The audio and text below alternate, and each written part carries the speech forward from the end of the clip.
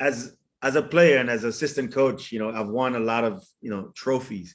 And every time I won, it felt so special to me. Imagine if as a head coach, I win, how as a Vincentian, how happy every Vincentian is going to feel and the kind of joy that's going to bring to a little tiny nation.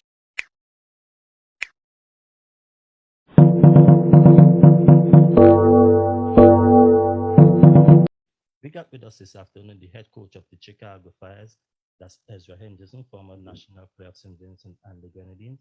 We're going to be starting our interview by first we're going to ask Ezra to give us introduce himself to our listening public. Good afternoon, everyone. I'm Ezra Hendrickson, formerly of Layou St. Vincent, now residing in the States, newly appointed head coach of the Chicago Fire. I'm happy to be here and welcome any questions that you guys have and share a little bit about myself as far as how I grew up, what I've been doing, basically Ezra Hendrickson from the days of Layou to Ezra Hendrickson now. So thanks again for having me, and I'm honored to be here. Now you're into the hands of the host for this evening, Mr. Moulton says. Thanks, Sib. Good afternoon to everyone listening. Good afternoon to our Facebook viewers, and Happy New Year to everyone.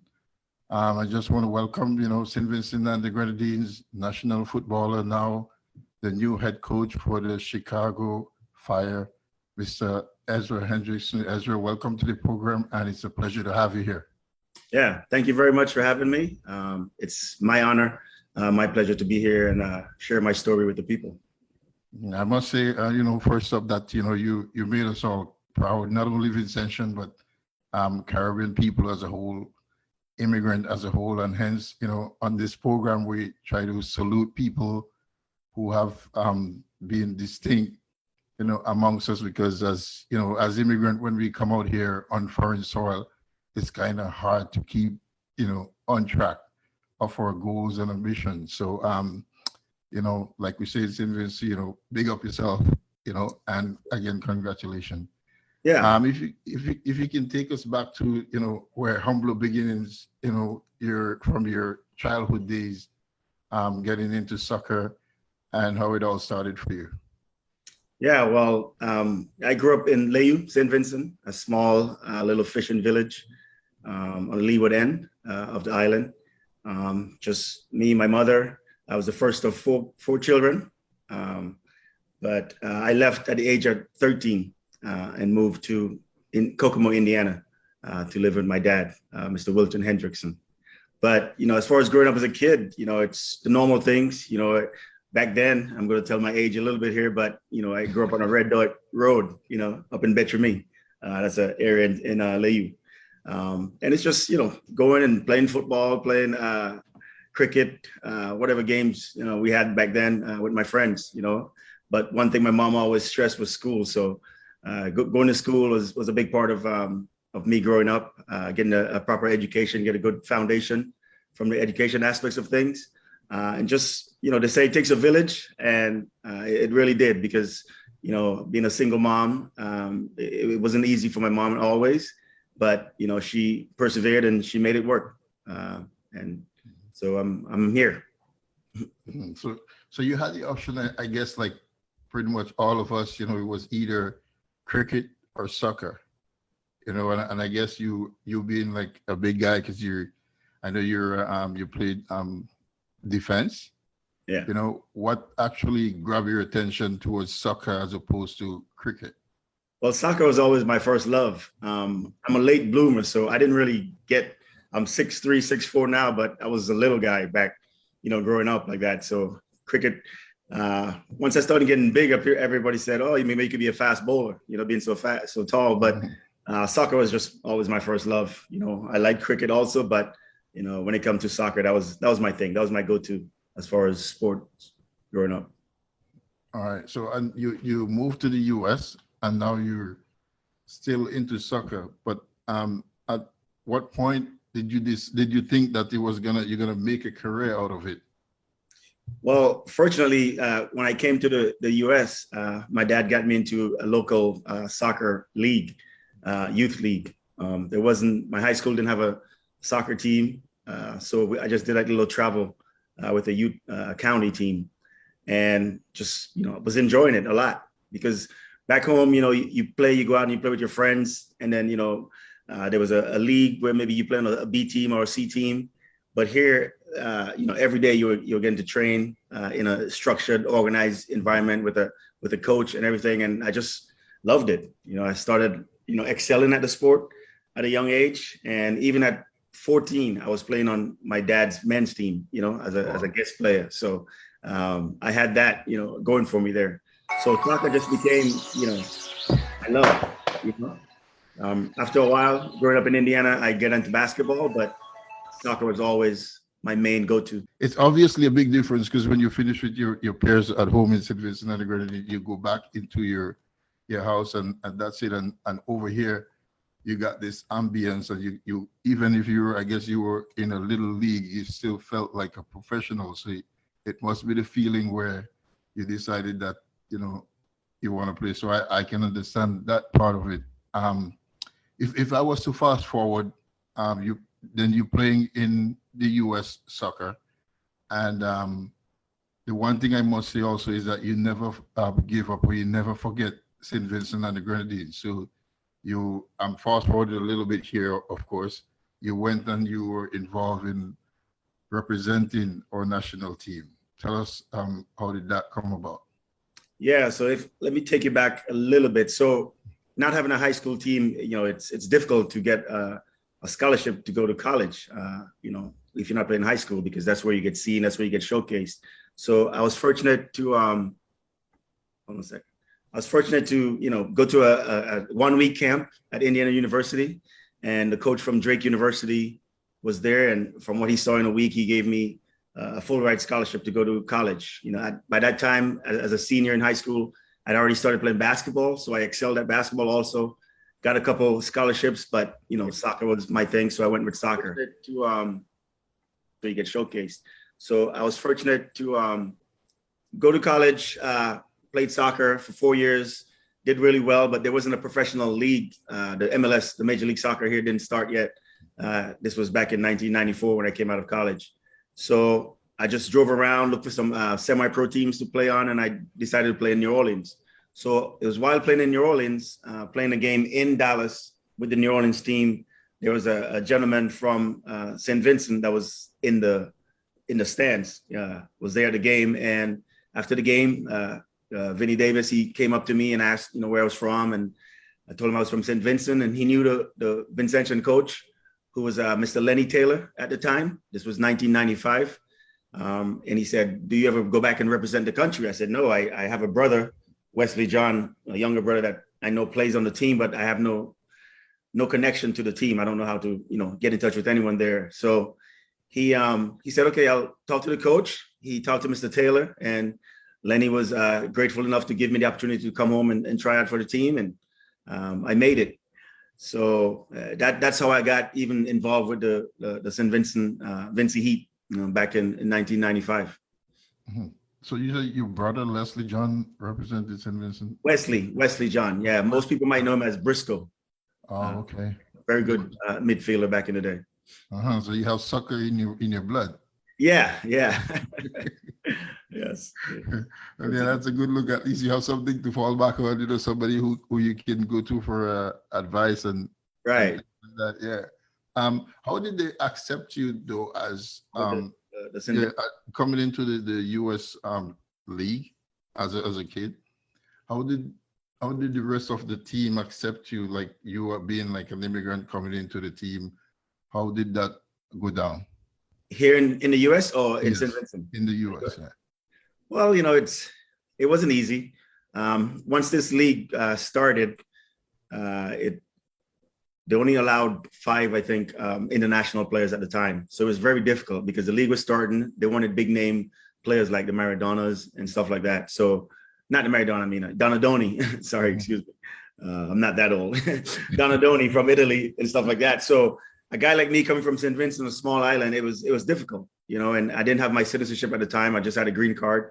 So I decided to get my citizenship, which would make it easier for me to get into the league. And then once I get in, no matter what barriers, what obstacles people put up, if you have the talent and if you're good enough, I think that always shines through.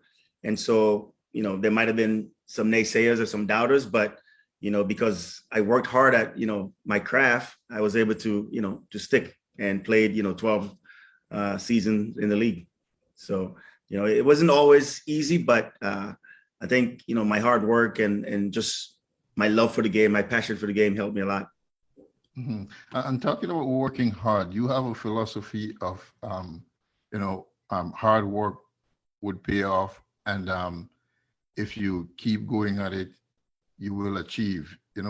What would you say to like people who are going through this thing, and not only for soccer, but people who are going through? And when I'm talking like from an immigrant perspective, because like I keep saying, sometimes it's not easy out here to focus on your goal. Because I was checking on your press conference, and you said you knew that once you keep working hard, it will come. What advice would you say to people who are going through similar stuff, not necessarily in soccer, but in general? Well, first, I want to commend my mother for that, because she is the one who really instilled that in me growing up, that you're never too small to achieve anything that you want to in life. No place that you came from is too small.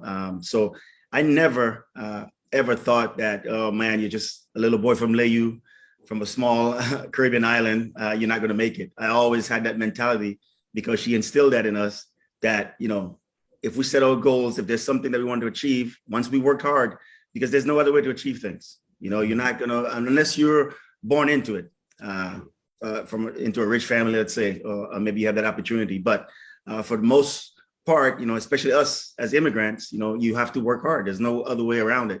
So that mentality was always within me growing up, and to this day, it's still the mentality.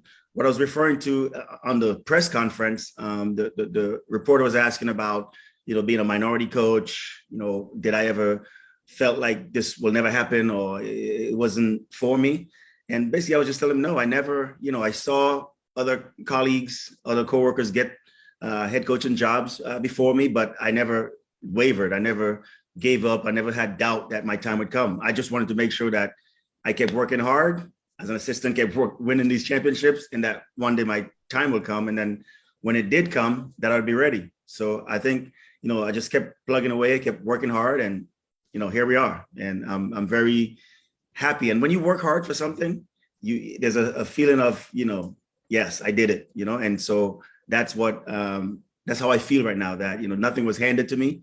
And I wouldn't want anything to be handed to me anyways. I wanted to, work hard and get to where I'm at, and that's where we are. But I would say though, getting here was hard work, but staying here is going to be even harder work, because, it's easy to get here, but it's easy to, to fall also, so you just got to keep plugging away and just never giving up. So to anyone out there, that whoever feels like, oh, I'm just, it's just not for me. I'm not going to make it. I've tried, don't give up, stay focused, have faith in God. If God wants something for you and you work hard at it, because he does say he helped those who help themselves.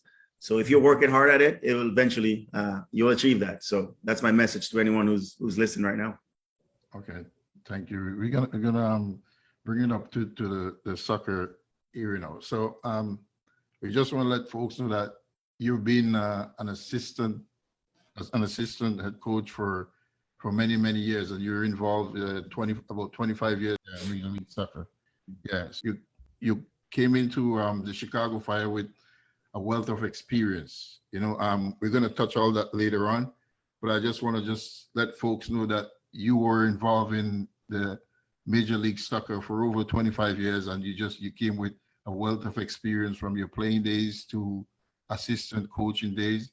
And even like you say about hard work, you have you went through applications of over 100 applicants for the job. So it's just, an idea of or an insight of your work ethics, that you were just choosing from a vast amount of field.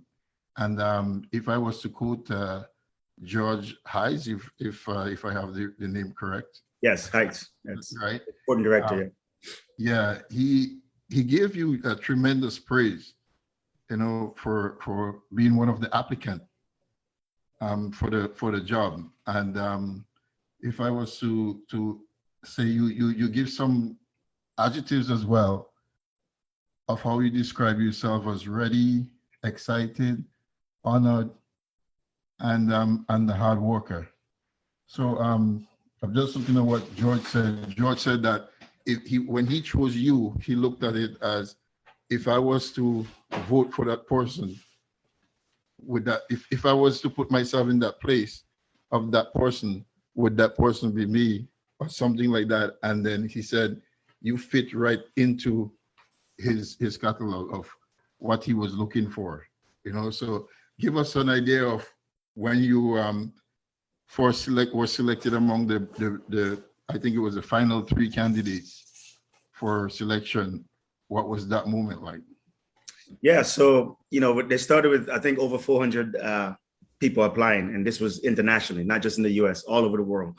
And then they cut it down to 10 of us, and we did a Zoom interview just like this with the sporting director, the senior president of football operations, and the technical director. And you just sat here and they asked you questions, asked about your philosophy about the game, et cetera, et cetera, et cetera. And then from that, those 10 people, those 10 applicants, they chose 3 of us to go to Chicago, have another interview in person, this time also with the owner of the team. And I must say that, you know, of the 3 of us, if we look at just resume, I probably have the best resume, but one of the applicants was the leading scorer all time for Chicago. So he had some pedigree there with the club, with the fans and stuff like that. But I didn't let that bother me. I said, listen, if I go in there and I do this interview to the best of my abilities, I should be fine. And so I went in. It was very, you know, relaxed. The owner is a very, very, very humble gentleman. And so he made it, you know, easy for you to just talk about how can you bring success to his organization, you know, how can you change the fate of this team. And so I just went in, answered it. First, I gave my presentation about, you know, how we're going to play, what's my philosophy about how the game should be played. Then they asked a couple situational questions, as far as they show you a clip. This is in game. What would you do if you were the coach of the team in this situation? And we did like 3 of those. And then I finished with a summation and a conclusion, talk about my mentor, talk about, you know, the people who inspired me to be the type of coach that I am, et cetera, et cetera. And then, you know, one of the things that I ended my interview with is that I told them, for me, I have a strong belief that the identity of a team should be in alignment with the reputation of the city that it represents. And that when I look at Chicago and we look at the people of Chicago, I think of very hardworking, successful people. And then that's the type of team that I would run in Chicago. So I think that resonated with them, because they wanted someone who could come in and make sure that, you know, we're not going to win every game, you know, that it's impossible to do, but no fan is going to leave the stadium thinking, you know, those players are just not working hard enough, or they didn't put the effort in, and I waste my money buying that ticket, et cetera, et cetera. Every fan, every game they leave, they're going to be thinking, you know what, win, lose or draw, you know what, I'm going to always support this team because, you know, those guys are working hard and those guys put in the effort today, regardless of the outcome. Now, you got to win more than you lose because it's a result-based business. But, you know, as long as, you know, you can get the players to buy into what it is that you're teaching, buy into the way that you're trying to play, and the fans see that they're working hard, everyone will leave the stadium, you know, with something, you know. Now there has to be progress. And from where we are, you know, the team hasn't made the playoff, I think, twice in the last 10 or 12 years. So, you know, it's not going to be an easy road, but I think, you know, we have what it takes to, you know, to change the fate of the team and make the people of Chicago happy. True. Once again, Ezra, I want to thank you for accepting the invitation here for Vincy Internet Radio. I want to start out by asking you your school days. Take me back to your school days, I think the Western High School.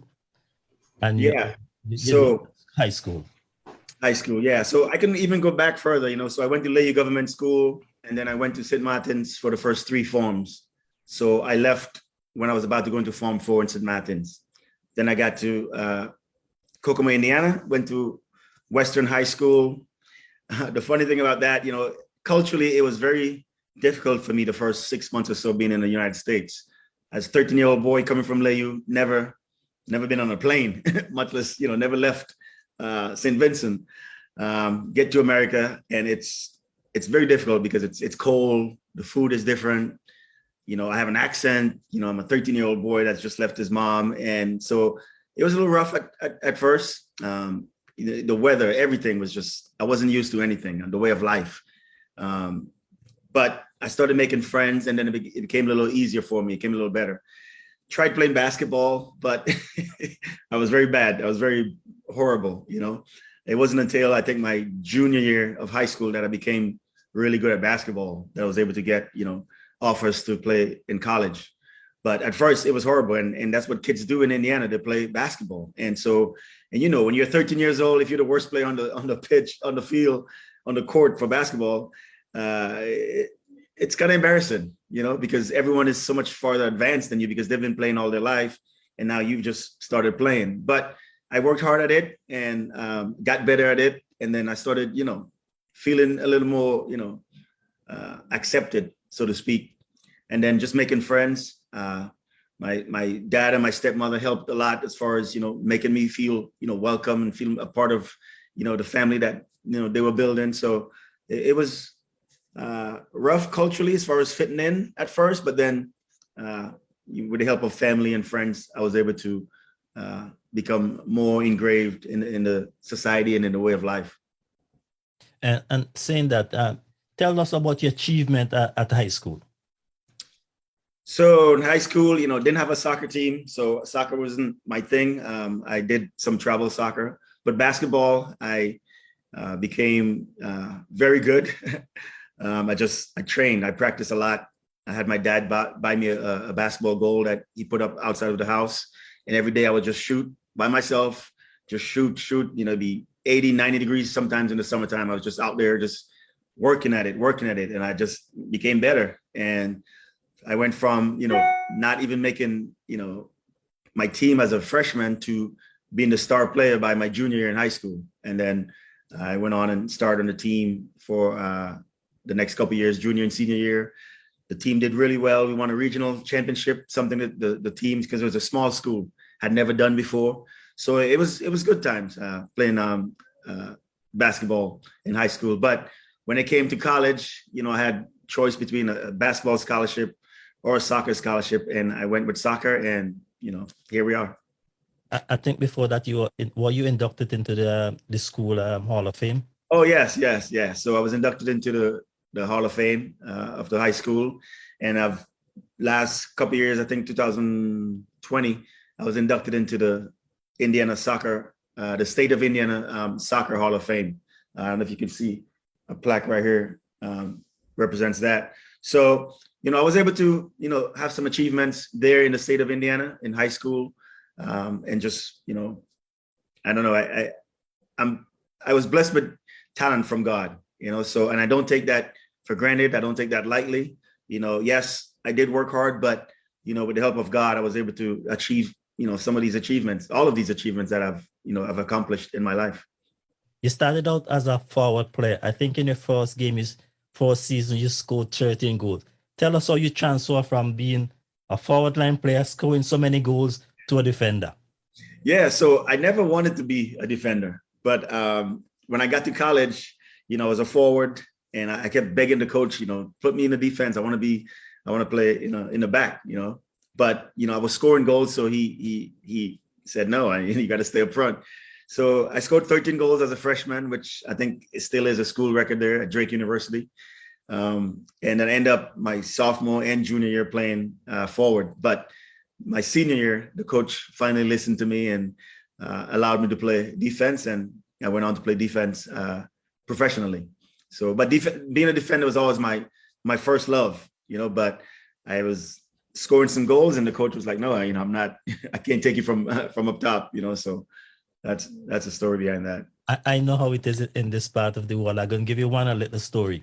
When I came from St. Vincent, I started refereeing here. And I tell you that a lot of people don't realize how hard you have to work up here to maintain your standard. Every year I had to do a fitness test, and every year I had to do an exam. So tell us a little bit about those inspiration, because taking it back to the Caribbean, although we have a lot of talent there, the work ethic is not that good. Give us a little insight about work ethics, so that people who think that now you are the coach, that you can just bring everybody in when it's minus 40 outside, they don't want to go out and train while we going out and referee at that thing. So give us a little bit about the work ethics for somebody who really want to come to the state to play football.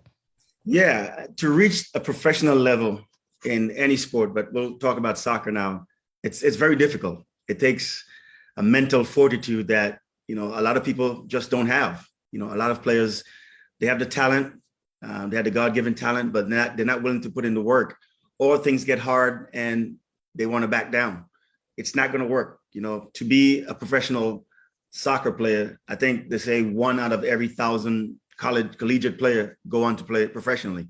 It's not an easy road, and there are going to be obstacles, there are going to be challenges, and you just have to be mentally tough, because to make it to that, it's like a specialist. When you become a professional at anything, it's like a surgeon or something. You're a specialist at that sport, and to get that opportunity, you have to work hard. You have to have that mentality that, if being a professional soccer player is what you want to do, when it's minus 10 out and you have to go out and train.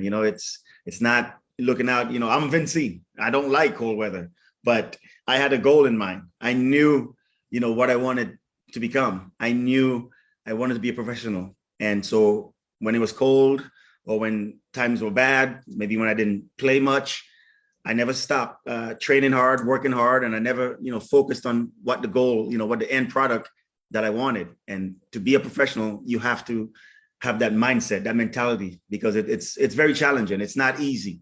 And so to the people of St. Vincent, the younger generation who, have aspirations to become professionals, I just want them to keep that in mind, that, yes, I being a coach now, it makes it a little easier for someone from St. Vincent to become a professional, because there's like a pathway, but you have to work hard. Because if I bring someone in who is not willing to work hard, not willing to put in the work, and the team is not successful, then I won't last as a coach. And then that pathway gets cut off. So yes, though I may look for a Vincentian and give a Vincentian priority over another person, another player from a different country or something, they have to be able to do the work, and they have to be good enough. You're not going to get the opportunity just because you're Vincentian, because it is a result-based business, and I have to win.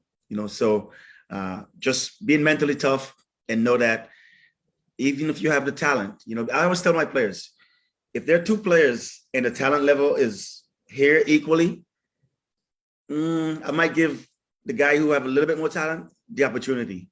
If the talent is wide gap between player A and player B, yeah, player A is probably going to get more opportunities. But if it's even, and the player that's maybe not so talented is outworking the talented player, I will go with the player that's working harder, because that's what you need. You need that player. You need, when that whistle blows, you need somebody that's going to be out there, that's going to put in the work, that's going to do what it takes to help the team win, and not just based on their talent alone. You started your era. You already assigned a player. Tell us a little bit about how you're going about to building a team. That's it, Ezra. This is your era. Yeah, so I have my top assistant, my first assistant. He's someone that worked with me before. So I brought him in on my staff, and also have my staff filled out with 3 other coaches.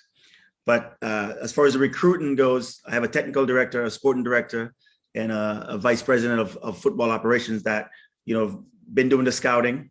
We have a vast network.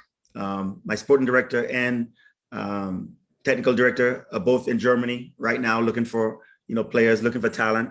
We have a lot of young, talented players, but we need to bring in some seasoned veterans now to help, nurture those players, because, you can't just have a team full of just young players. You need some experience within the team, and that's something we don't have. We're lacking a little bit of that leadership. So the most recent player, it's a Bundesliga player. I don't want to mess his name up here. It's Rafael Schihus, is the pronunciation of it. He's a defender, left-sided center back, very good player, plays for Cologne in Germany, in the Bundesliga. And he'll join us as soon as he gets his visa. He'll be over in Chicago maybe in the next couple of weeks or so. So that was a big signing for us. He was scouted by the technical director.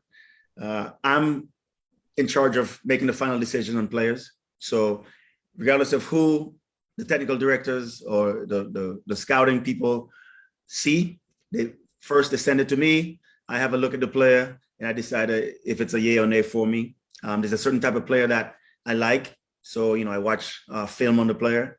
One of the things, when I saw this player, I liked him, but I wanted to know more about his leadership. I happened to be in St. Vincent at the time, so I set up a call with him. I was kind of worried. I didn't know if he spoke English or not, but his English was very, very good. So I just called him and we talked for about 30 minutes. And within 15 minutes of a conversation, I knew that this is the player that I wanted. This is the type of player that I wanted on my team. Yes, his talent, his resume, playing in the Bundesliga is very good, but just speaking to him and talking to him. And he's the type of leader that, we're going to need on the team. So that conversation did it for me. And like after we got done, I called my technical director and I said, yeah, talk with his agent, talk with his team. This is something that we want to do. And within a couple of weeks, we were able to sign him, and he's now, player for the Chicago Fire. You every year you seem to be heading back to St. Vincent and the Grenadines. It's telling me that you put your country before anything else. What would you say to people to motivate them in St. Vincent and the Grenadines to become professional players, seeing that you're there every year? Well, I just tell them, to work hard. It always goes back to hard work for me. And like I said, that is from my mom, from my mother growing up. And never think that, nothing is, something is impossible to achieve. If you set a goal and you work hard at it, you will get it. And that's like the baseline thing I say to, the young players in St. Vincent, that listen, if me, Ezra Hendrickson from Leyu St. Vincent, can make it, so can you. But it's not easy. You have to work at it. You have to work hard at it. And it's so much more opportunities now. Like I said, me being a coach in the league is going to present more opportunities for Vincentians. But they have to come with the right mentality. They have to come with the right attitude. They have to have the talent also, So there are more doors open now for the player in St. Vincent that's trying to become a professional. But it comes with, work, talent, and just constantly put in that effort. All right, in case you just joined us, we're talking to Ezra Hendrickson, the new appointed head coach of the Chicago Fire. So, Ezra, if I have to go again, I'll be jabbing you about this. So you took on a job for you make it your first official head coaching job for a team like the Chicago Fire, who wasn't doing too good in the past few years. Tell us what motivated you to think that you're the man to carry this team to the new era? Well, firstly, it had always been a goal of mine to be a head coach in the league. Ever since the last few years of my playing days, when I started thinking about, okay, life after playing, what is it that I wanted to do? And being a head coach was first and foremost, my number one goal. So I did all the licensing, the educational part of it. I got my B license, my A license, and now I have the top license in the country, my pro license. So I made sure that I had that, that base, because it's easy for someone to say, I can't give you a job because you don't have the proper qualifications. You don't have the proper license. So I got that out of the way. So that couldn't be an excuse.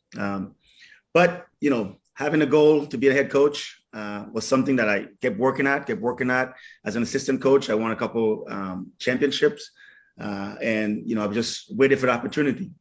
So now when Chicago presented itself to me in late October, early November, my agent called me and he said that, hey, Chicago has interest, and, are you interested? I said, yeah, definitely. So, it's rare that you join a team as a head coach that's doing well. It's always the team that's not doing well that's looking for a new direction. So I expected, when I did get my first head coaching job, it would be a team that is going to need a change of direction, a change of fortune, so to speak. But I went in there and I spoke with the owner and the technical director, the sporting director, and their vision for the team and how they want to change the organization and how they want to get the organization back to where it was, because Chicago was once a top team in the league, but it just had fallen on bad times as of late. But when I sat down and talked with them about their vision of, they're building a new stadium and building a new training facility and how they're working along with the city of Chicago to really, really push the organization, I felt like, this is an organization I want to be a part of, because here's an owner that really, really is enthusiastic about the team. It's not just some guy who's just writing a check. He's actually involved in, doing what it takes to get the Chicago Fire back to, top tier status in the league. So that impressed me a lot. And I think it's the right opportunity. I like the youth of the team. We do need to, like I said earlier, get some leadership, some seasoned veterans in, but the direction in which the team is going, I think that attracted me. And just sitting down and talking to the owner and just listening to his ideas about what he wanted to do with the team and how he wanted to, to push the team back to its promising days, that really attracted me to this job. All right, the sporting director described you as tactically ready, hungry, and keen. So what are some of the things that you're bringing for that new dimension in terms of tactics? Well, my philosophy is that you should be entertained as a fan watching the game. So it's going to be an up-tempo, high-pace type of game. We want to play in the opponent's half more than we are in our half, because it just gives you an opportunity to dominate the game. It's possession-based, so there's going to be a lot of possession, a lot of movement off the ball, breaking lines. I don't know if people can understand some of these soccer terminologies, but just basically playing from the back, possession-based, and trying to get forward as quickly as possible, and playing the opponent's half. The basis of it is, when we have the ball, we want to create space. And when we don't have it, we want to reduce space for the opponent. And that's the kind of style that you're going to see the Chicago Fire playing under my watch. Is just an aggressive, relentless when we don't have the ball to get the ball back. And then when we do have the ball, trying to attack, just being aggressive, trying to get forward, get into the final third and scoring goals. Because like I said, entertaining the fans is something that I want my team to do, but not just entertaining as far as just passing back and forth. It's not possession, but there's an end goal, and the end goal is to score. And that's the kind of team that you'll see from Chicago Fire. Mm-hmm. I also like the way you said that there will be growing pain, but you'll get the job done. What is, if you have to break it down for us, what would you consider success in terms of achievement for your first season? Well, I think, getting into the playoffs would be massive because this is something that this club hasn't done in a few years now. So that would be massive.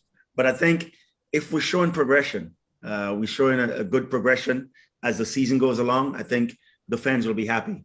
But, it's a task, and it's not an easy one, but it's one that I embrace. And that's a challenge that, that I wanted. And I'm happy to be here, and I'm going to do whatever it takes, to get this team back to where it needs to be. Chicago is a big market. It's like the third largest market in the country, behind New York and Los Angeles. So this is a team that, for the league, it needs to do well. It needs to be a very good team. And I think by year's end, you'll see a Chicago team that's teetering on making the playoffs or very, very close to making the playoffs. But I think if we bring in the right players with the core group of guys that we have, I think we will be in the playoffs this year, and that will be a very successful season for the team. Now, if we could go on and win the championship, that would be just out of this world. But nothing is too big to dream of. But you have to be realistic at times, and we'll see how it goes. I'll ask me in August. I'll let you know. How what I think as far as the next 6 months after that. But I think once I get the players to buy into my philosophy, how I want to play, and I change the culture into a winning culture, I think we'll be fine. But there's some changes that obviously needs to be made so we can get back to, where we need to be. Mm-hmm. So you're obviously probably, and correct me if I'm wrong, the first, let's say, black head coach for the Chicago Fire. No, there was a black coach of the Fire before, previously, Dennis Hamlin. Okay. So my question was, how do you look at because Chicago obviously is it's such a beautiful city, obviously a high crime rate and stuff like that. How do you plan to contribute towards, like, let's say, inner city youth in and around Chicago? Yeah, well, I think the Chicago Fire has good charity network that we can get involved in. There's several different charitable organizations. My time is very, very, very busy, but I will find time, and I've done it in every city that I've coached in, even as an assistant coach, to get into the inner city and just spread the game of football, because sometimes soccer is not, in the inner city is not so much spread. It's more of like a suburban game here in the States. But there are talented players within the inner city. It's just, those players tend to flock more towards basketball, football, American football, or, baseball and stuff like that. So, just getting out there and being, in the city, talking with people, maybe visiting schools, stuff like that is my way of, getting out there, reaching and just exposing the minority people, the black people in the inner city to the game of soccer. It's getting better. And like I said, the organization itself does a lot of those charitable things, and they form partnership with a lot of charitable organizations that helps to embrace the entire city and not just the suburban population.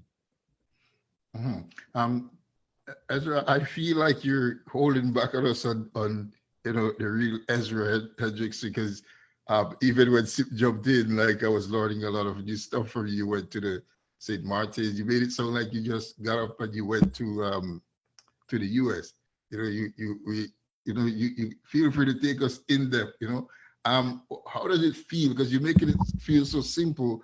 How does it feel, like, as not only as a black coach, but like a Caribbean immigrant, not even like a European immigrant, a Caribbean immigrant, to jump into the Major League Soccer, and you're now the head coach of one of the, like you said, one of the third biggest city, Chicago Fire? How does it feel? Give us the feeling, like, from when you got the call that, hey, you've been hired. Give us that feeling, and take us into your world of your emotions with that.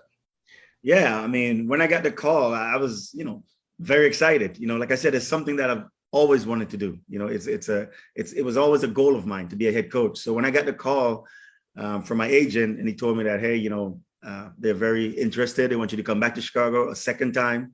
But this is probably it. I was elated. It's when you've worked so hard for something, and you've watched colleagues get opportunities before you, when you weren't getting opportunities, when your opportunity does come and you get that chance, it was a feeling of elation. And it's still to this day. Monday I officially start as far as meeting with my staff and stuff like that. So I know that once I do sit in that chair, and in that head coach's chair, I don't know what's gonna happen. Maybe I'll cry, but there are times when I'm alone, and I sit there and I said, pinch thank yourself. God.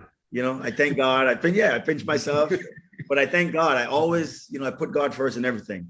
And one of the things I was telling my friends in St. Vincent when I was there last week and stuff is, this is beyond me. I'm just like the representation of this opportunity. but this is really, really big for St. Vincent, for the Caribbean, but specifically for St. Vincent. You know, being a Vincentian, this is a very big thing for that small island. And I always have, you know, you see my flag here. I always have a Vincy flag with me on the bench or wherever I am at. I'm always pushing my country. And so I'm just happy, you know, that I've gotten this opportunity to put St. Vincent on the map, so to speak. And I want to do the best that I can. Like I said, I'm happy, but I know that the work just now is beginning.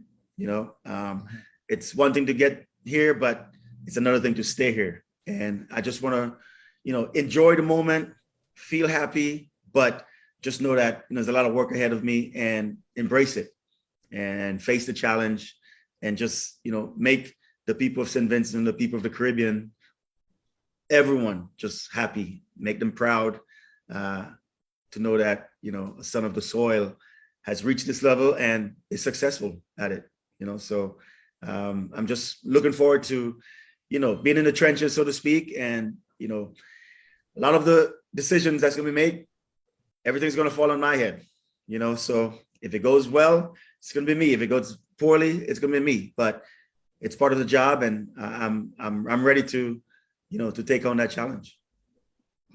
And that's one of the reasons also we have this program where we kind of highlight people from St. Vincent and the Grenadines, and to a larger extent we'll be extending it to, you know, outside of St. Vincent and the Grenadines as well, is because sometimes you have to really acknowledge people who have contributed or who are contributing to, you know, representing St. Vincent, the Caribbean, immigrants, Black people, and not only Black people, but sometimes, you know, we will have people on the program who can contribute, you know, to other people learning and being informative. And you being here with us now is, you know, a true representation of, you know, success. But like you said, the success, it has just started, you know. So we really embrace you. And like you said, it's really a good thing. It's a good look on St. Vincent. It's a good look on the Caribbean. It's a good look in general. So we really embrace your situation, and we really embrace, you know, what you have accomplished so far. And we know that the work is not finished.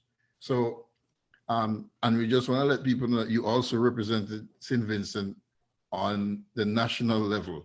So, you know, tell us like about that, because I think and I don't really want to misquote you, but I think you as a defender, you also scored a few goals for St. Vincent and the Grenadines.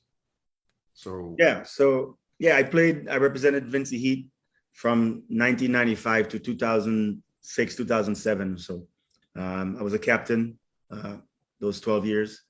And it was good times for me. I was able to come back, represent my country. You know, I hold St. Vincent dearly to my heart. You know, everywhere I go, like I said, you know, my shirt says 100% Vincy. You know, I'm always 100% Vincy, all about, you know, St. Vincent. So it was an honor for me to just be back there and represent my country. And I always, when I came back, gave my best effort, because, you know, sometimes you're seen as an outsider, you know, when you come back to represent your country.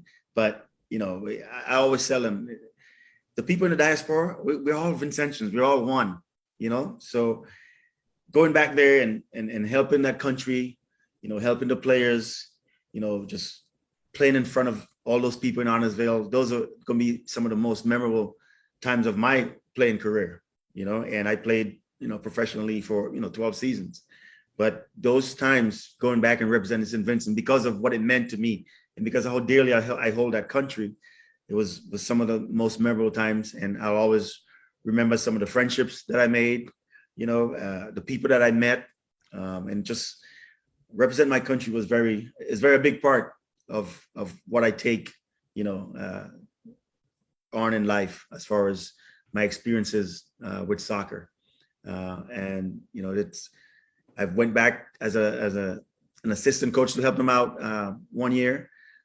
So anytime I could help St. Vincent in any way, shape, or form, be it soccer, any other how, you know, when we had natural disasters, being able to be a part of stuff like that, I'm always first and foremost at the forefront, you know, trying to do what I can from my position to help, you know, my country. So those are memorable days that I always remember.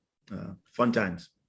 Do you have? Do you still have people like in the US and people from St. Vincent who you still mentor or who come to you as for advice?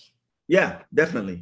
There's a lot of people in diaspora and back home that, I talk to. When I coached Seattle Sounders too, it was mainly for younger players. I was able to bring a couple Vincentians up, Myron Samuel and Olex Anderson Jr. To play with that team. So I always, looked out for, the talent that's there in St. Vincent. And in my position, once you're good enough, once you have the talent and you're willing to work, I'll give you the opportunity, So I'm always combing, the country, the Caribbean in whole. I have had Jamaicans on my team. I've had Martinique guys that I brought up, even Africa. I've reached as far as Cameroon and brought some Cameroon players over to play for me and stuff like that. So I'm always, trying to help the next, player, get an opportunity, and hopefully they make the most of it. But like I said, being in this position, I can help you. I can make the pathway clear for you, but a lot has to be on the individuals to decide that, professional soccer is something that I want to do, So I'm always trying to help as much as I can. And just let those people know that when you say help, you mean like the door is open and you can it's not just going to walk in. Like you said, again, they have to show the effort, they have to put in the enthusiasm and show that they in other words, they have to want it to be there.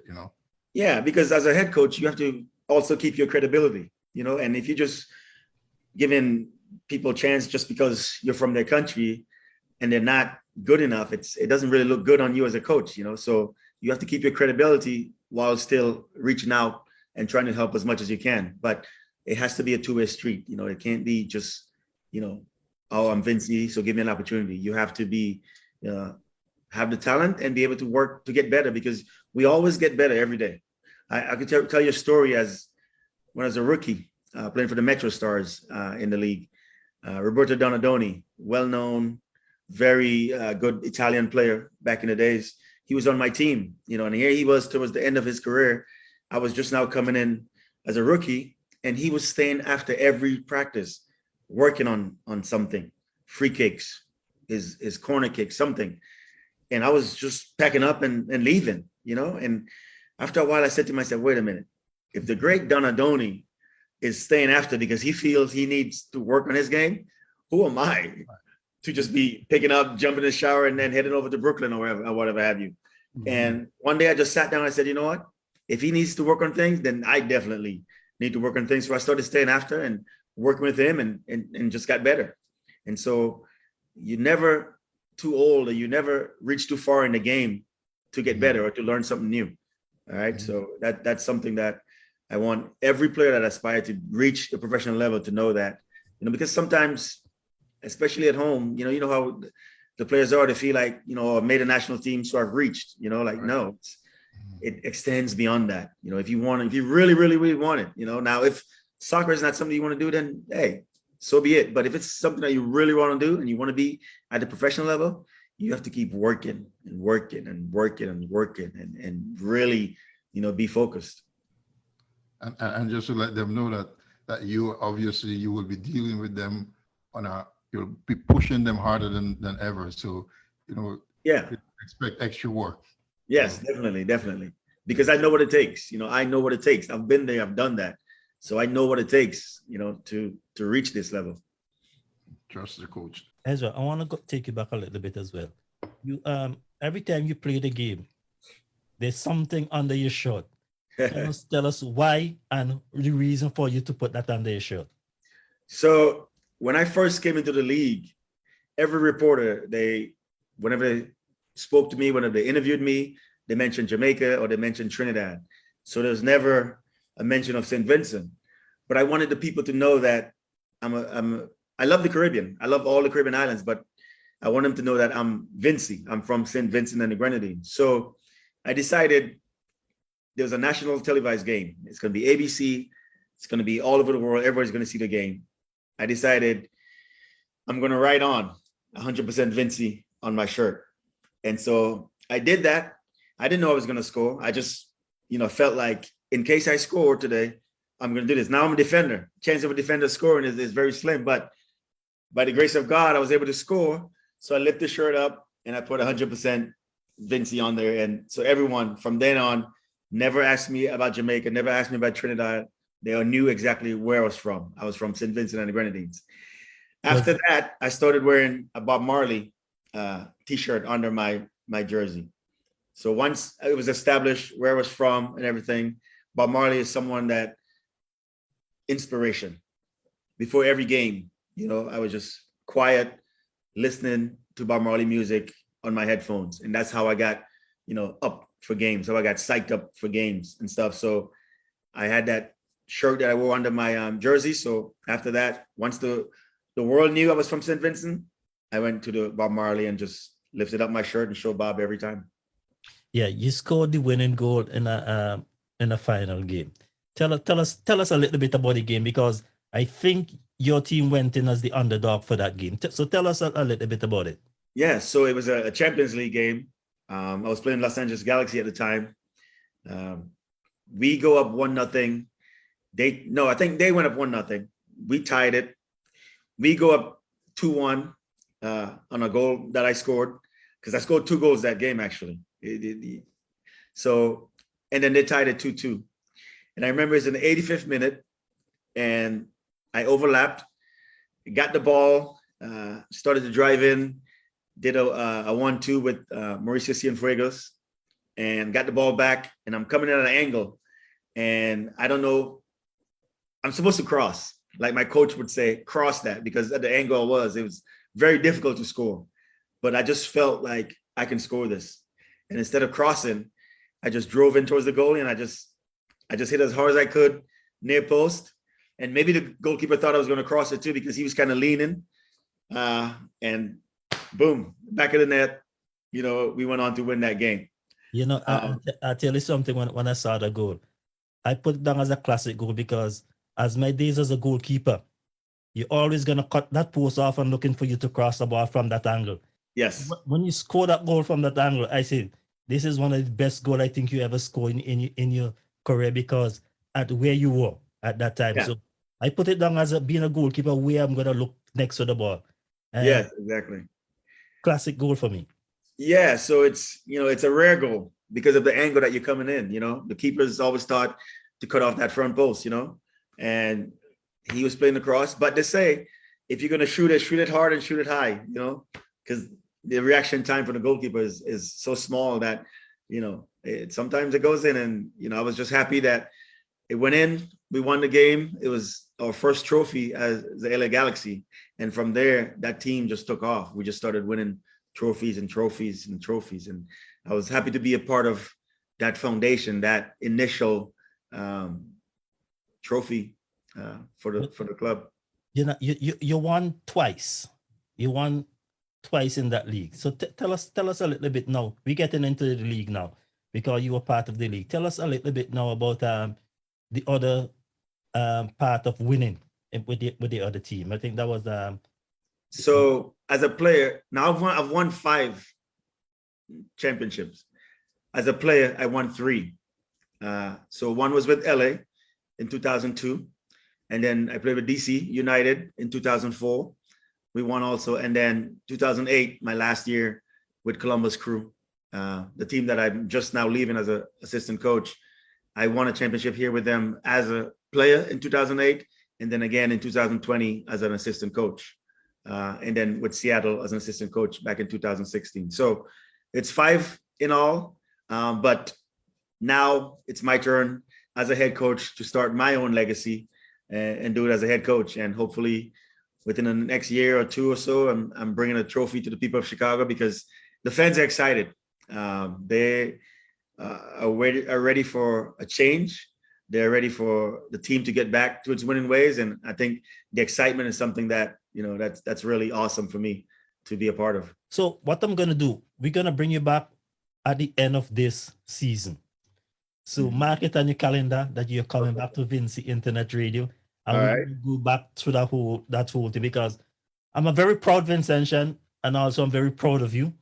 I know how it is because being in this part of the world and doing what we are doing. I know how hard you have to work and how hard we work in this part of the world, especially. One thing I would like to tell a lot of people, if you're coming out to this part, make sure you do, if you want to be a footballer, if you want to be a professional, make sure you do a lot of reading on professional players. Yes. It's very important. Build your vocabulary. Yes, definitely. And that's a big part of it. And like I said, one of the things I did as a player, started as a player, was to get my coaching education, because it's one thing to be able to play. A lot of times you see a lot of players, very good players, have good careers, but they don't succeed at the coaching level. And you're never too big, you're never too old to learn. So furthering my coaching education was something that, I took upon myself, and I did. And now I have the top license, and I've learned a lot of leadership through those courses. So that's something that's, I would stress is very important. And my mom always stressed the significance and the importance of a good education, because like I said, not all of us are going to be professionals. Not all of us are going to have a coaching career after playing. So you have to have some kind of educational base to have something to fall back on, so to speak. So I'm very adamant when it comes to doing things beyond the training to better yourself. Because one thing I can tell a lot of people, if you want to come out here, I saw a lot of Caribbean referees here in Ottawa where I live. Very good referees. But they cannot take themselves up to the next level because we didn't think about that in the Caribbean. We do it differently. But when you come out here, it's a lot of hard work. It's a lot of, you have to be doing a fitness test, you have to be doing an exam, and you have to pass both. Because if you fail one, they're just going to take you down to the next level. Yes. I'm just saying this now because we're doing an interview. So anybody who listening, like say from the Caribbean, and have intention to come out here to be a footballer, cricketer, or even a referee, that it's a lot of hard work than what you do in the Caribbean.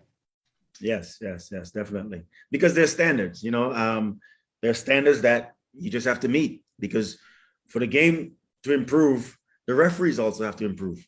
And so every year they also are held to a certain standard. Now, if you're a referee, you can know the game as well as you can, but if you're not fit enough to get up and down and stay up with the pace of the game, it's detrimental to the game.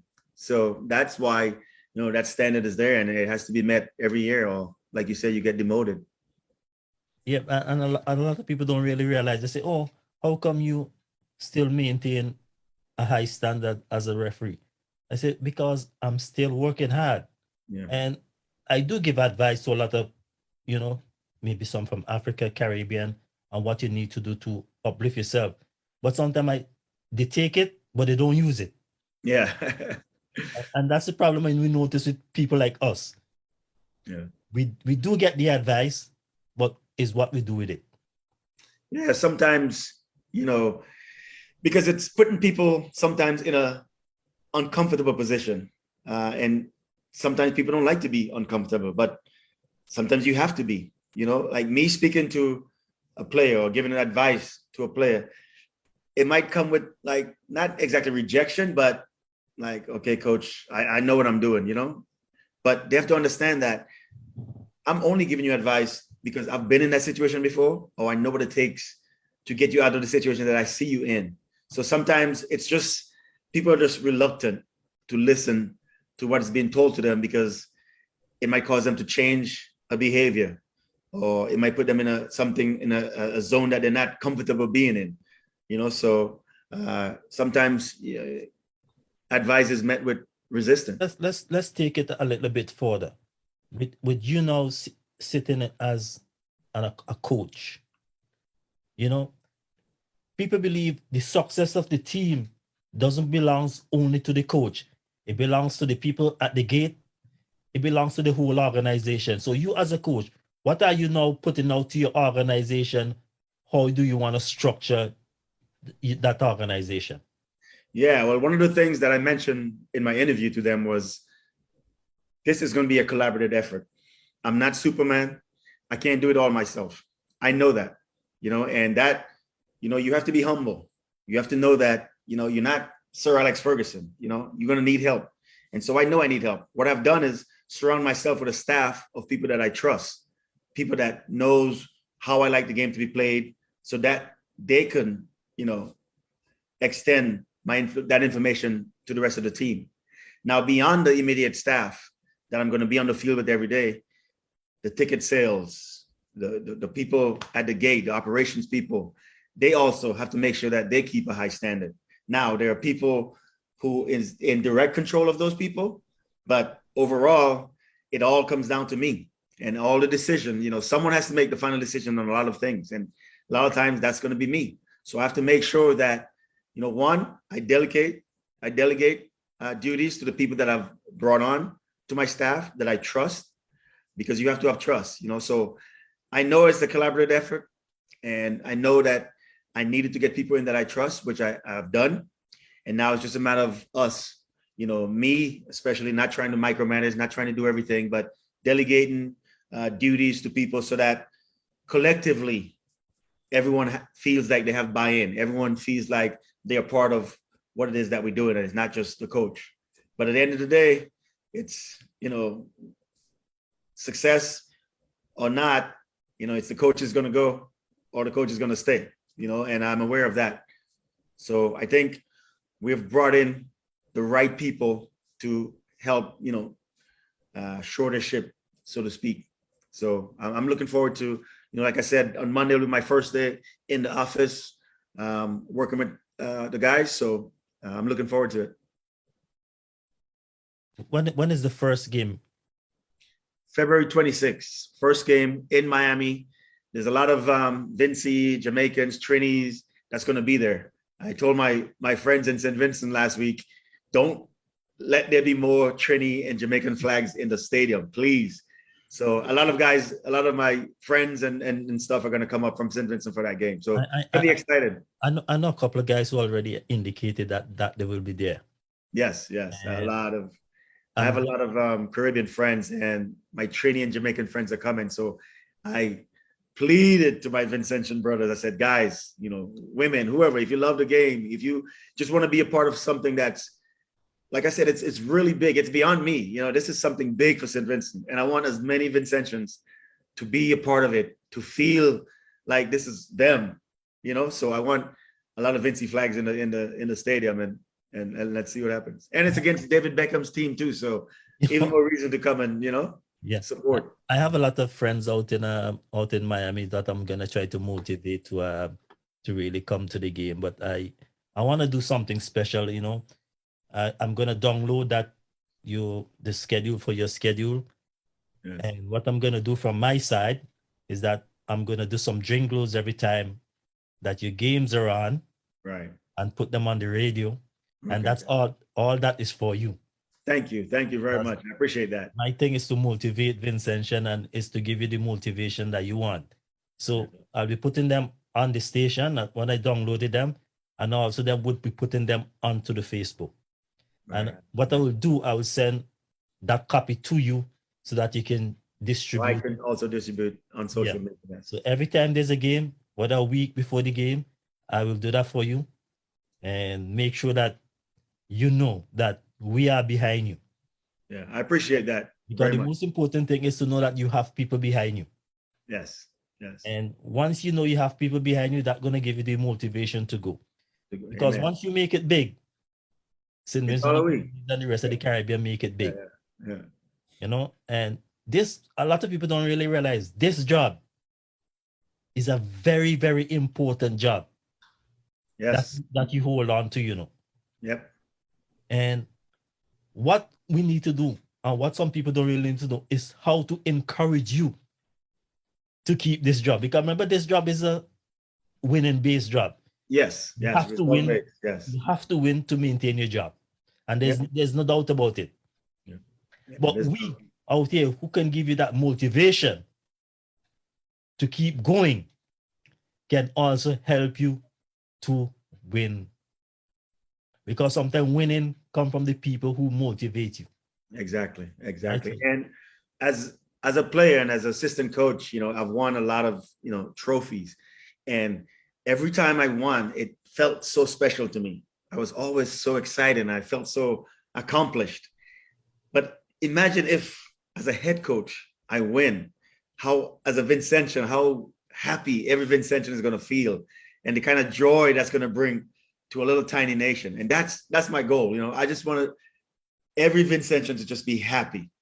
You know, I mean, there are going to be some naysayers, whatever have you, but on the whole, if I could just make every Vincentian happy and feel proud and feel honored that, you know, that's a Vincentian there, you know, and raise that flag and just uplift, you know, the country, that for me, that would be golden. And that's my goal. And that's why I want to just work hard to make sure that this thing is a success. You know, I don't want to be a flash in the pan. You know, I want this thing to be a success and move on to big and better things. You know, who knows what the future holds, you know?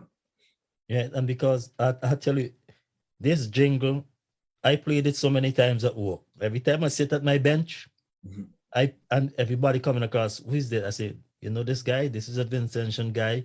He's now the head coach of Chicago Fires, and I'll be interviewing him on the weekend. So I just want to get the message across, because that's how you make me feel proud. I appreciate that. To be a Vincentian, that I can just go out there at my job and just turn up my phone at my lunchtime and everybody listening it. Yeah. Because they always say, oh, you have anybody this weekend? I say, yes, I have my Vincentian brother, and he's the head coach of Chicago Fire. So by that, I'm trying to spread it. So when people go and they see and they know exactly, oh, this is a Vincentian. Because it's very important, you know, it's very important that people know your identity. Yeah. And whenever I hear that song, I Love You, St. Vincent, man, my heart it just warms my heart. And so when I would listen to that jingle, every time that part came on, I was just like, yeah, you know, St. Vincent, you know, we're here, you know. You know, that song, I wanted to put every patriotic song on that jingle. Yeah. That was my aim when I did the jingle. Yeah. There could be no other patriotic songs that could be picked, but I decided to pick those one because I felt those one send a better message. Right. About just being proud of being a Vincy, you know, like, and just celebrate this. You know, I want, like I said, this extends beyond me. You know, I'm just the forefront figure, but this is for every Vincentian. You know, this is something that I want every Vincentian to embrace and feel like they are part of it. You know, even if you've never met me, just the fact that I'm a Vincentian and I'm in this position, I just want you to feel proud of that and feel proud of your country, of yourself, you know, and just big up St. Vincent. Yeah, Ezra, was there ever a fear that if you don't make it in professional soccer? No. I always knew. I always, you know, like I said, I have a deep faith in God. And so I always believe that as long as I kept working hard, this would happen and I would make it. Now, I put things in place in case it didn't happen by, you know, going to university and getting a college degree and stuff like that, in marketing. And even when I was a professional athlete, I still would do things to prepare myself for life after playing. Like I said, you know, going and doing my coaching education and stuff like that. You know, I wanted to be a coach. So I always thought I would make it to this level. I always thought this job would be mine one day. I didn't know it would be Chicago, but I knew I'd be a head coach in the league at some point. But I also, in the meanwhile, because I always say prepare for a rainy day. You never know. Maybe I broke a leg or maybe whatever, something happened, you know. I had something to fall back on. So I was preparing myself for this day. But in case this day didn't come, I would be okay. But I never thought that the day would not come. No. Mm-hmm. I like what you said also about, you know, your deep faith and your deep spirituality, because a friend of mine once said something political, that this post will never be the prime minister. And my very good friend, he said, never say that, because if God wants him to be, nothing can stop him. And, you know, I echoed your sentiments with your faith in yes. that form. Yeah. So when you became the coach, like you said, now you're in control of things, and I know you're backed by, you know, management, and management believes in you. Do they give you like any limit as to what you can do and what you cannot do? What are your boundaries in terms of, like you said, recruiting? I know you said if they recruit and you have the final say, but are there any limitations, like for people outside or people in St. Vincent? What are some of the things that you look for in your recruits? Well, just players who can play the style of play that I like to play. There's a certain attributes that every player in every position, a player profile, so to speak, that you look for in a player. Now, for my wingers, I need guys who are fast, guys who are good 1v1, you know.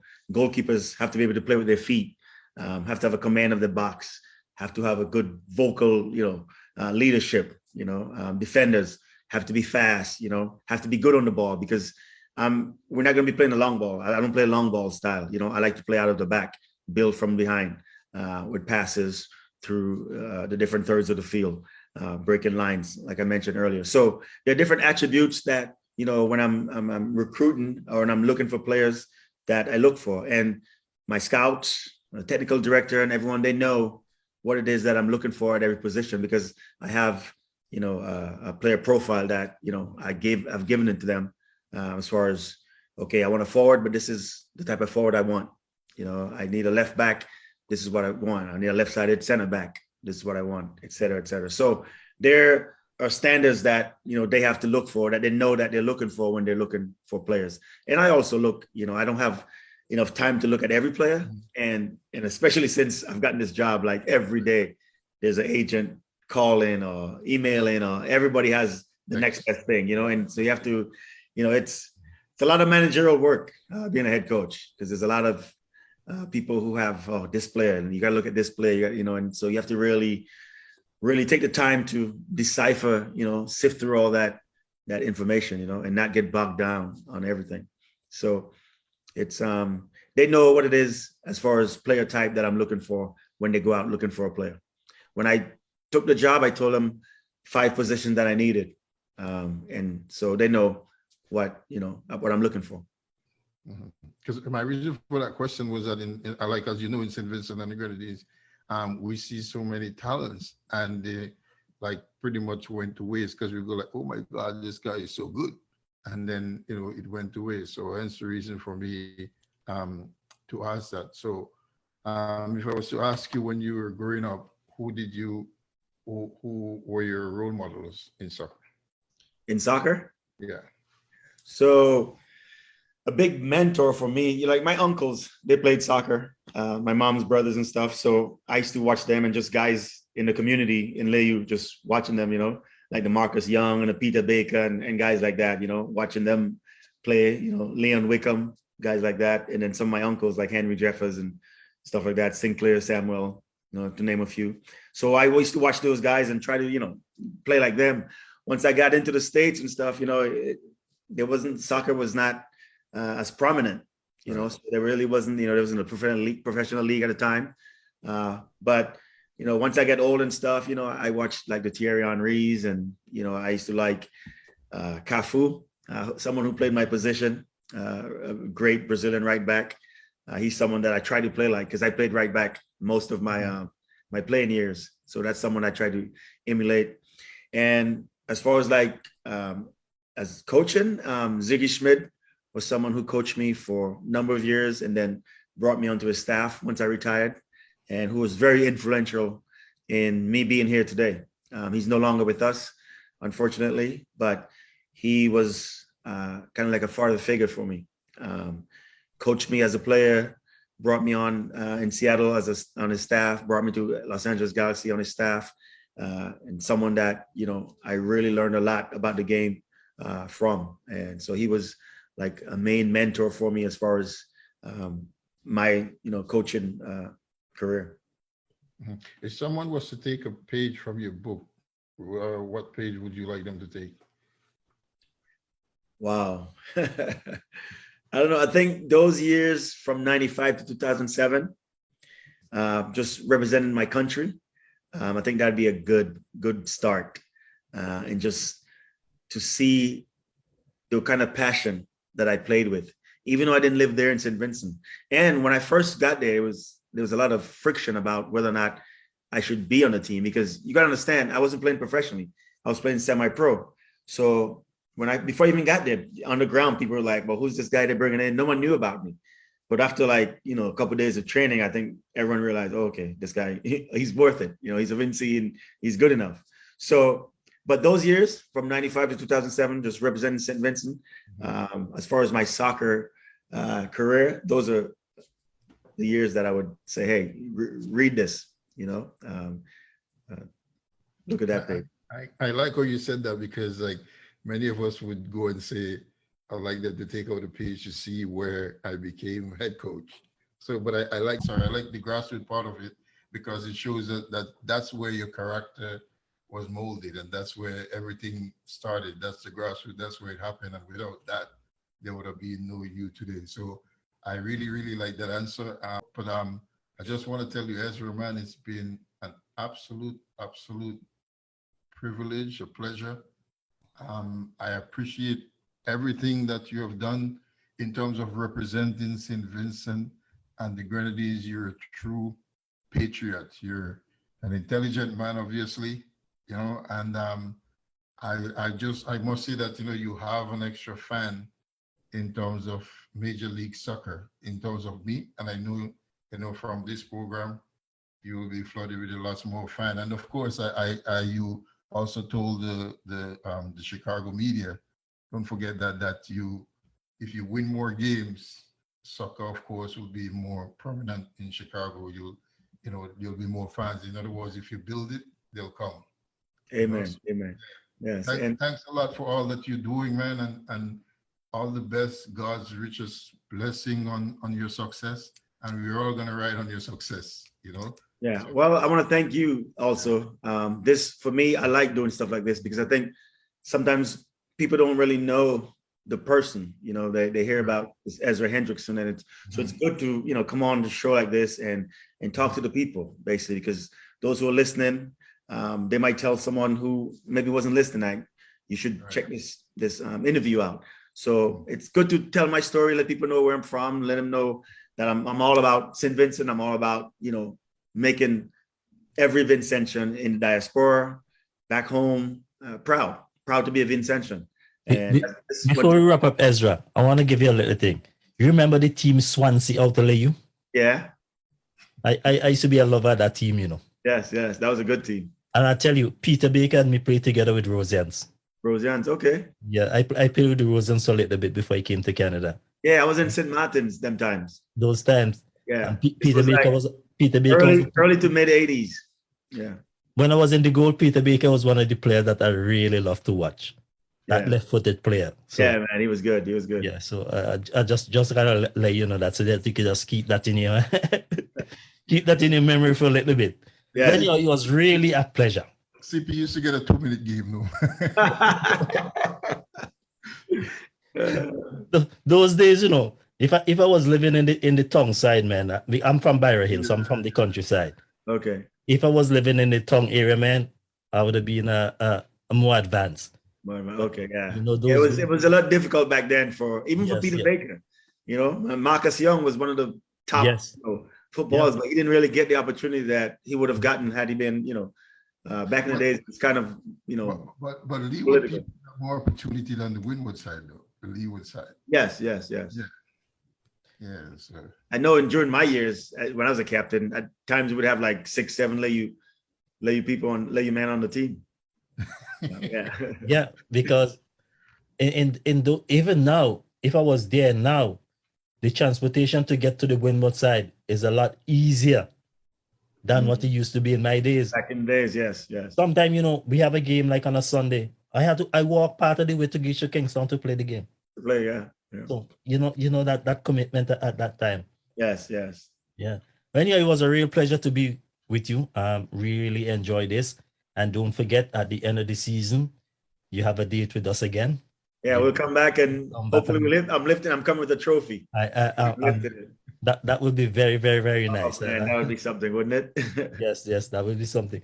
So anyhow, anytime you want anything, announcement, any kind of thing, you have my phone number. I think I'll send you my phone number. Yeah. Because I have yours. and you have my email address. Don't be Right. shy, man. Yep. Anytime you want anything, whether it's a jingle to promote something, Yeah. don't be shy, because I promise you that I'll be doing a jingle for you for every game that you're gonna do this year. I'm gonna download this schedule and I'm gonna do a jingle for you every time. So you need something, don't be shy. Just reach out to me. If you can't reach me, which sometimes is very difficult, and you can reach my co-host, I'll let Moulton hook up with you through On the Instagram. Facebook. Right. And so if you can't reach me and you reach him, then we can work on things with you. Okay. Anyhow, it's a pleasure. And anything you want to say in parting, I don't have much to say because you already said it all. Anything you want to say in parting, that you have the last word. Well, yeah, I just want to, again, thank you guys for having me on.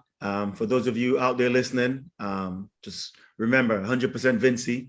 This is all about St. Vincent. No matter where you're from in St. Vincent, no matter where you're living, once you're Vincentian, you should feel proud about this situation. This is something very big for our country, and I'm going to do my part to make sure that this is a success. And I'll always put the country first. So God bless, and thank you guys. Before you go on, I know your Instagram is private, but if you have any social media that you like us to follow you on, you can feel free to say it now. Send it over. Do you want me to send it over? Yeah, you can say it now or say it over if you want. I don't even follow your Facebook is Ezra Paul Hendrickson, and then Instagram, I think it's Ezra Official IG. Yeah. At Ezra Official IG. Oh, okay. Yeah. Okay. You have one Ezra Hendrickson that's more private, I think. No, I just have Ezra. Oh, the Instagram. Yeah. No, my only Instagram is Ezra Hendrickson, but it's the is at Ezra Official IG. Right. So folks, I don't recall. I'll send it to you. Yeah, folks, if you type Ezra Hendrickson, you'll get it as well. You'll get it. Okay. All right. You're becoming this popular man now without anything. All right, guys. Thank you very much. Thanks you, man. Thank you.